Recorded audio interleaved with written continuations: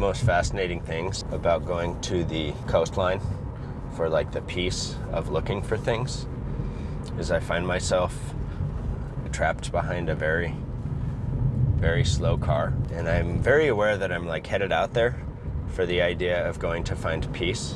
But sometimes all I can think about is the annoyance of the slow driver in front of me that's probably actually taking the time to enjoy the beautiful scenery. The process of these sculptures starts by collecting. I drive out to the coast. I put a very large camping bag on my back. I hike in. And then I walk. And then I put things in the bag until the bag's too heavy. When it gets warm enough, this is like the best time of the year. In the summer, I can collect like a little fucking squirrel. And then in the winter, I have the reserve. On the days that are the best, it's literally just wandering, looking for what strikes my eye as beautiful. You know, if I'm having a day where I feel very grateful for being there, my eyes tend to open a lot wider. See, that part of a seal, probably. Look at that. That is a thigh. Seal shoulder blade, like a butterfly wing. That's where seal teeth used to be, or sea lion. What I pick up now is very different from what I used to pick up.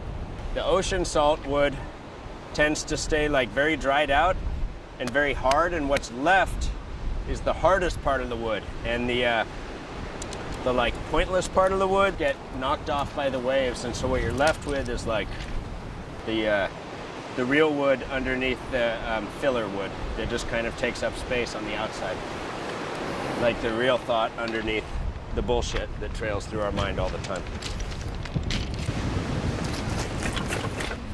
Once I fill the camping bag, drive it back, I dump it out on the floor. You end up with a very rough, loose piece of wood.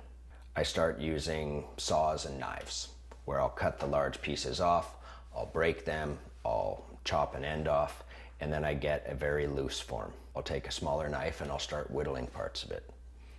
Sometimes the piece is perfect all on its own, and all I do is begin the process of sanding for hours and hours and hours. Then you stain it, and then you assemble it. It can take between 1 and 4 hours to sand each piece.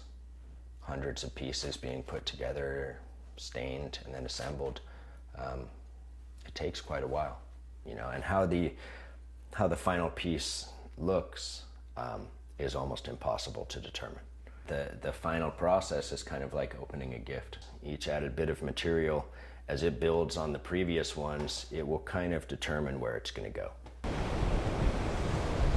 That's really beautiful. Do I do it 4?